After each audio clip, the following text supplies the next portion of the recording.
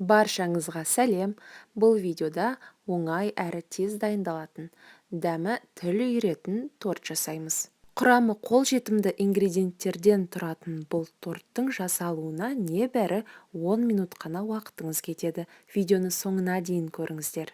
Бұл тортты жасау үшін бізге кілегейлі печенье, сгущенка, творожная масса және сүт қажет болады.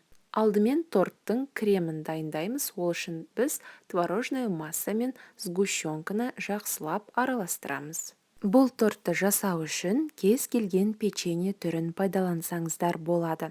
Мен бұл видеода кілегейлі печеньені пайдаландым, өйткені дәл осы печеньемен торттың дәмі медовикке ұқсас болады.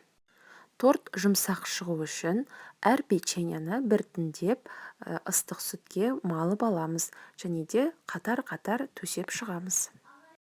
Печеньені бір қатар төсеп болғаннан кейін бетіне крем жағамыз. Осындай реттілікпен бірнеше қатар жасап шығамыз. Печеньенің барлығын төсеп шыққаннан кейін беткі жағына қалған сүтті осылай силиконды щеткамен жағып шығамыз. Содан соң қалған кремді бетіне және де жандарына жағып қоямыз. Кремді жағып болған соң тортты 1 сағатқа тоңазытқышқа салып қоямыз. 1 сағат өткен соң тортты тоңазытқыштан алып, қалауыңызша әшекейлеуге болады. Мен бұл видеода шоколадты үккіштен өткізіп бетіне септім. Бетіне кез келген жеміс-жидекті немесе кокос жаңқасын да сепсеңіз болады.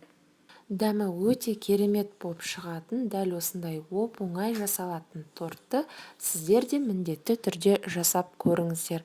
Қымбатты достар, менің каналыма тіркеліп, лайк басып, комментарий қалдыруды ұмытпаңыздар. Баршаңызға сәттілік тілеймін.